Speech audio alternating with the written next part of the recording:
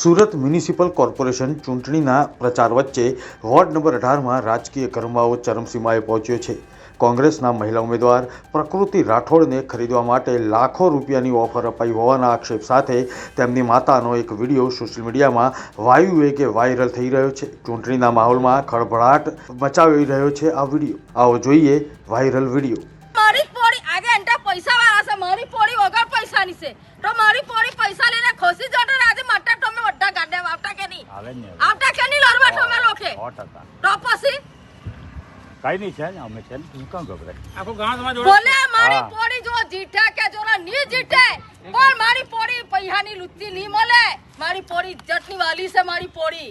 હા આજે એના મા બાપનું એના આજે ઇજ્જત રાખેલી છે એના ભાઈનું।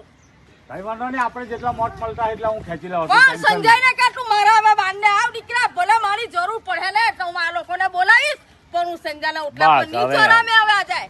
આ પ્રેશર હતું પણ હવે ટાઈમ તો ઓવર થઈ ગયેલો છે, તબી મને મારા ઘરે પ્રોટેક્શન જોઈએ છે। એ લોકોને બીજેપી વાળાનો કઈ જ ભરોસો છે નહીં।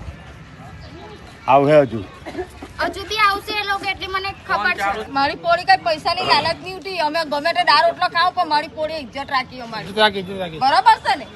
લે આવો તો જો તમારું બી રાખ્યું છે મારી છોકરીએ, પૂરા ગામની લાગી છે, પૂરા ગામની લાગી છે। પપ્પાને ફોન આવેલો હતો કે એમને એમના ઘરે મોકલી આપો, તો હું ઘરે એમના ઘરે જતી, જઈમી બી એમના ઘરે જ બપોરે। હા બપોરે, પછી આઈ થિંક 2 વાગે જેવા એ લોકો આવ્યા, મને તો ખબર જ નહીં હતી। તો મને બોલાવી, મને કીધું કે આવું આવું છે, આપણે ભાજપમાં બેસી ગયા, આપણું આમાં કંઈ થવાનું છે નહીં, આપણી આર્મ પક્કી જ છે એવું કીધું એ લોકોએ।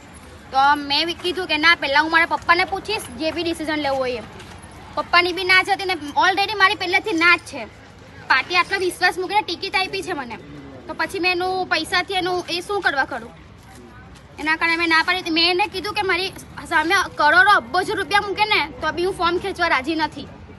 મારી પાસે પૈસા નહીં હશે ને તો બી હું ચૂંટણી લડીશ, પણ મારા નામ પર દાગ તો નહીં જ લાગવા દઉં।